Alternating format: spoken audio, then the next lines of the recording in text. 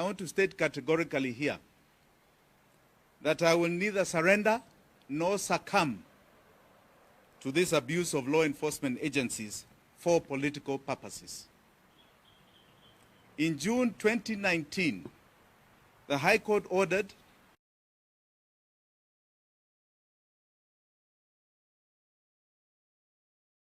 the judge ruled that the state had acted irrationally by cutting away those guns while I still held a valid license. The court declared that my rights were violated by the DCI.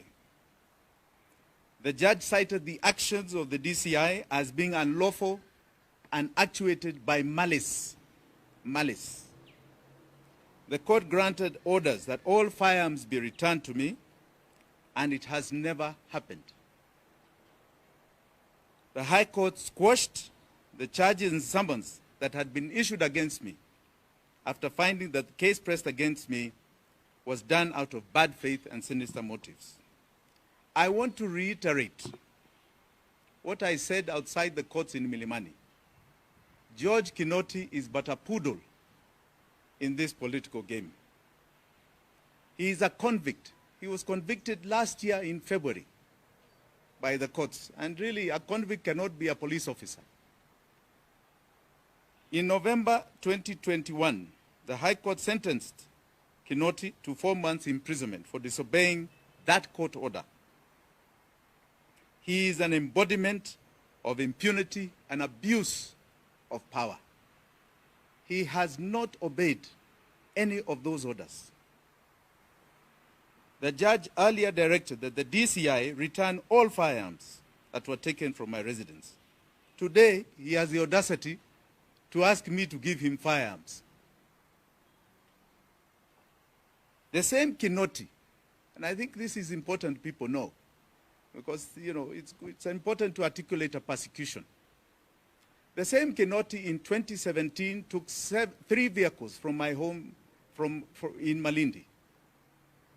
Those 3 vehicles for 5 years have been held in the police station, and those are high-end vehicles, rotting there, no charge, no nothing, no substantiation, but they have refused to release them.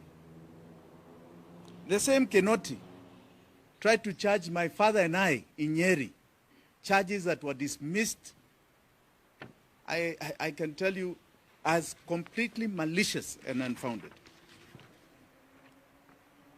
The latest summons and orders are very curious. They coincide with the ODM Party National Delegates Congress due to start February 25th. Earlier, I had warned that my party leader, with the help of Uhuru Kenyatta, were using the DCI to harass, intimidate, and silence me. The last time they raided my residence, I had planned to give notice of a special delegates congress. Mr. Odinga is in cohort with President Kenyatta, and they want to stop my presidential bid by whatever means. I will not be coward. Apparently, the National Executive Committee has illegally and unconstitutionally expunged my name from the list of delegates to the Party National Delegates Congress this coming weekend. This was apparently done in December 2021. Further, a large number of bona fide branch officials who are aligned to me have also been barred from attending the same NDC. In November 2021, the party leader tried to clandestinely change the party constitution in full violation of the party's constitution and Section 9 of the Political Parties Act. Mr. Odinga wanted the registrar of political parties to illegally approve changes to the party constitution on the procedure for entering into mergers, lowering the threshold for updating the members' register, and on the requirement for the quorum of meetings to an NGC. The changes to the party constitution were meant to tinker with the requirement of a requisition of a special delegates congress. When reason does not prevail, ODM, which is, and I've repeated this, like a new wing of this government of Uhuru Kenyatta, resorts to using agencies that we together fought to keep away. What they are doing to me now is what Raila and I went through when they raided my home, Muthaiga 44, in 2017. It is strange that Raila and his new cohorts are now partially in government, are employing the same tactics.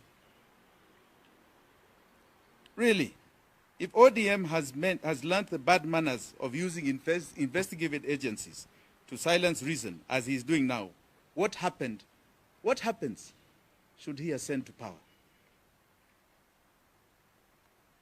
My only request to my beloved party, open the space for democracy.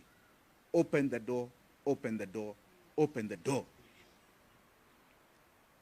The Registrar of Political Parties has given us until April 22nd for NDCs of parties that are participating in the 2022 election. Why don't they cancel the defective notice and issue one that is more inclusive? The party has extended the period for aspirants to apply for positions, including that of presidency. We want this process open. Open the door, open the door, open the door.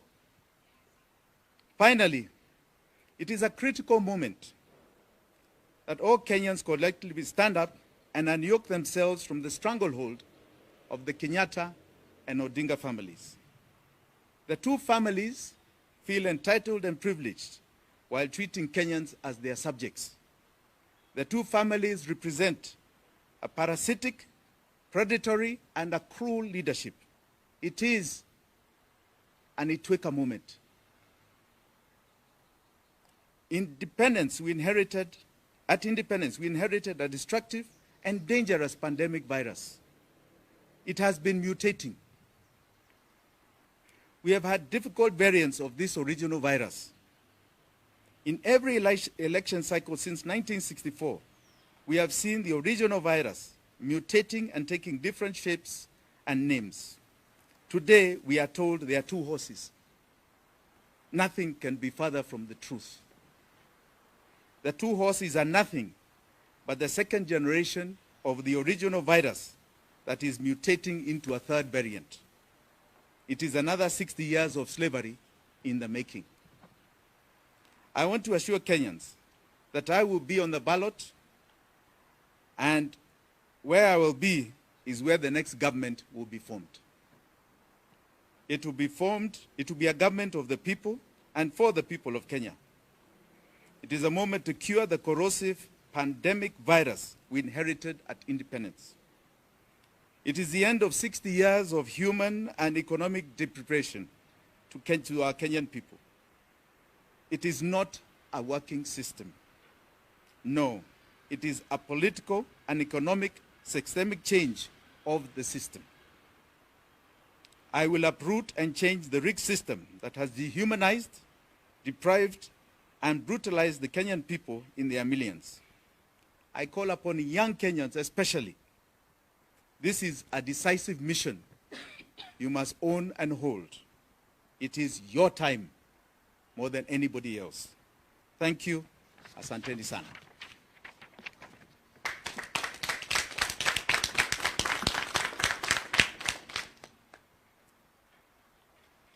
So I don't know whether you have any questions. Liz, yes, my dear. What's your name?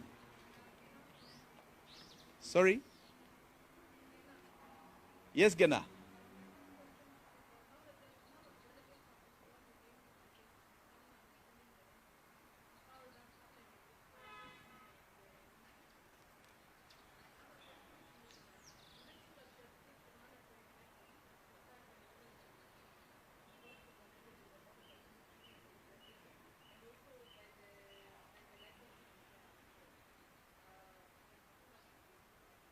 Okay.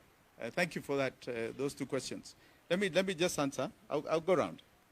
On your first question, as I said earlier, they say that I was removed in December. I don't know how I was removed. but at least they've accepted the fact that I was a delegate. And I believe I'm still a delegate because nobody gave me notice that I'm not a delegate. I heard it from the first time yesterday. This just goes to show you the undemocratic practices of this party. I want to assure my fellow ODM members, I will be at Kasarani, should Kasarani go on this coming weekend. I shall be there. I shall present myself. There was no process of an election of delegates that I know of, or any so-called harmonization that they talk about that I am aware of. So as far as I'm concerned, I'm a legitimate delegate to that NDC. I was removed in December. Please take note, this was after I had announced my intention to be a presidential candidate. Why would they remove me? Is a question Kenyans should be asking. On the second, the court issued itself and pronounced itself very clearly all the way back in 2019 about my firearm license. The court is supreme in the land, not vetting of Matiang'i.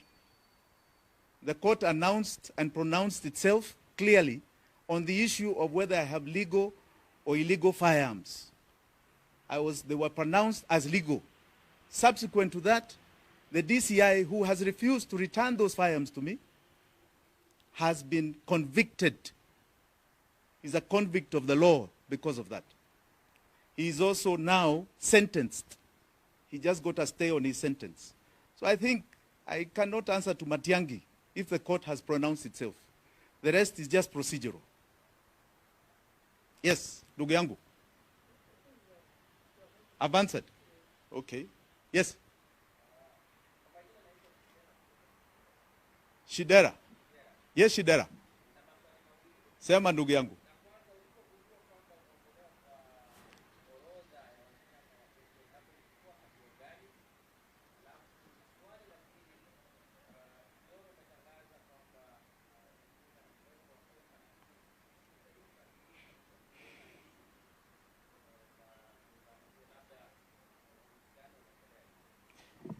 Kwanza nilijua tu jana kwa runinga, nyinyi watu wa Fourth Estate ndio mliambia mimi ati kuna mtu anaitwa Aladwa, chairman wangu wa Nairobi, ambao amesema siko kwa hiyo list. Si ni leo tu. Na mimi nasema leo kwa sababu sijaambiwa, sijapatiwa notice na mtu hata kuniambia ati siko. Nitakuwa Kasarani kama itakuwa weekend hii. Nitakuwa hapo hapo. Kwa mambo ya Oka nilisema hata huku Kitui. Watu wa Oka, ani vinara wa Oka ni marafiki zangu. Lakini Oka si ODM.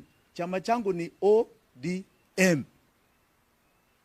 Nilikuwa naungana na wao kwa ajili sisi ni marafiki.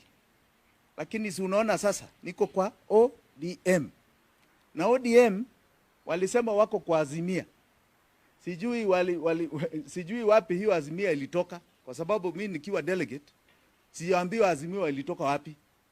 Ndio tunataka kuona tukienda Kasarani hiyo Azimia ilitoka wapi. Kwa sababu muungano wa Azimia ni kama muungano mwingine, hata ya NASA. Lazima ipelekwe kwa national delegates kwanza, iseme ati kuna azimio ambao kuna mpango, kuna coalition ambao tunatengeneza, wa delegates waseme wanaingia. Umeshika? Asante. Ini ingine? Yes, my dear. Yes.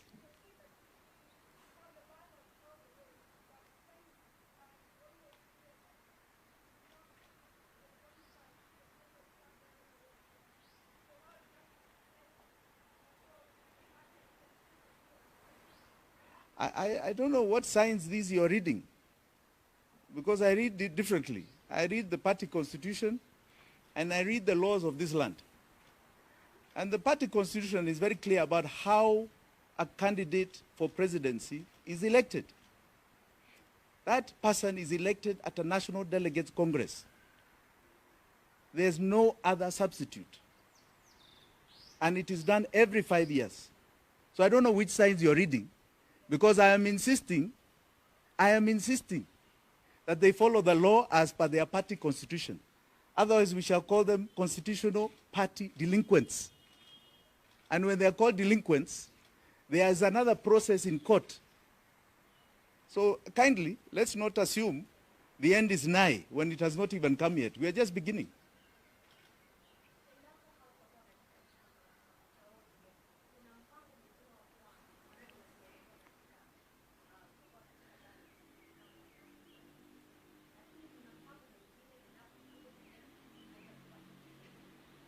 Kama haijanipatia tiketi, kama haijanipatia tikiti namna gani?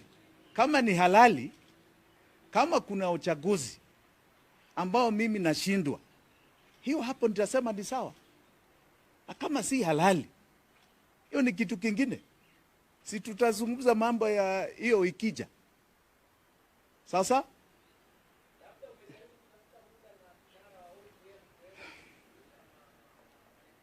unajua hii ni demokrasia.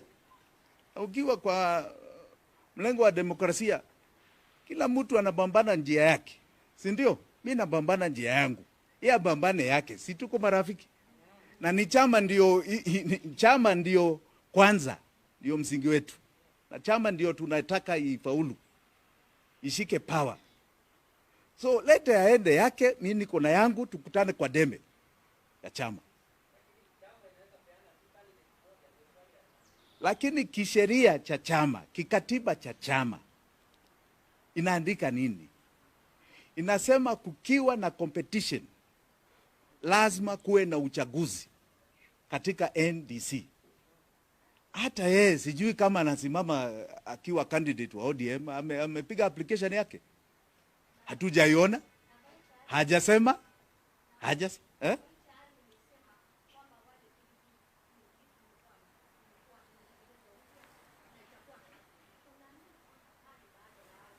Kama ni kichume cha sheria, sikuna high court. Sikuna high court. Hatujaisha hii maneno, hii haijaisha. Sikuna sheria. Yes.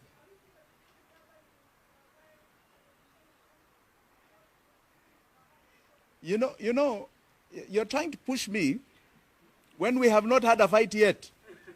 We are just beginning. Okay? I categorically state the following. That if the party does not follow the laid down procedures and the law of the party, they shall have those consequences to deal with, and I'll have my consequences to deal with. Wait until that happens, and I will tell you where we go from there next. Sasa?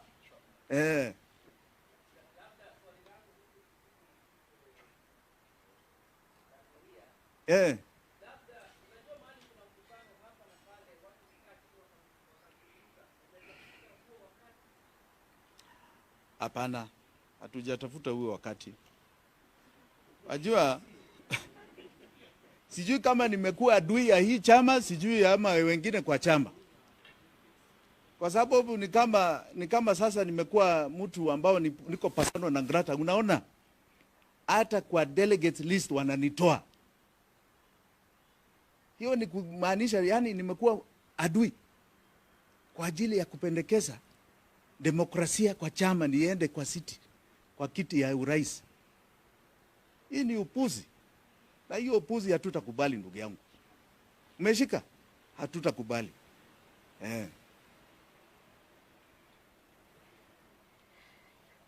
Okay? Asanteni sana. Thank you. Now, there is also a statement from some of the chairmen who are part of the case that is before the tribunal, but more importantly, they've been kept out of the delegates meeting, and they have a statement to issue. Karibuni. Thank you so much, Your Excellency. I am Reverend John Jenga Kamau. I am Chair Nyandarua